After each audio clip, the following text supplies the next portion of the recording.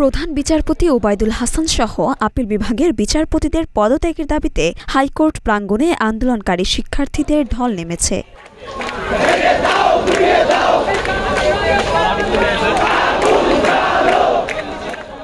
শনিবার বেলা ১১টা থেকে বিভিন্ন শিক্ষা প্রতিষ্ঠান থেকে শিক্ষার্থীরা মিছিল সহকারে হাইকোর্টে আসা শুরু করেছেন।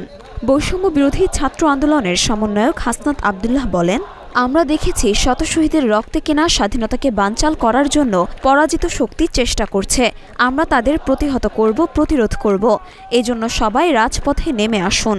এর আগে সকালে সব বিচারপতির অংশগ্রহণে প্রধান বিচারপতির ডাকা সুপ্রিম কোর্টের ফুলকোর্ট সভা স্থগিত করা হয়।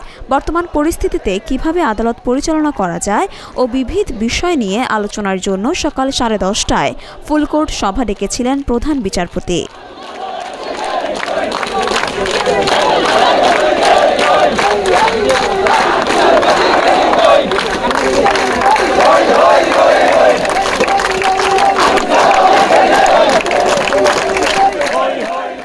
মরিয়ম মিম, ঢাকা পোস্ট।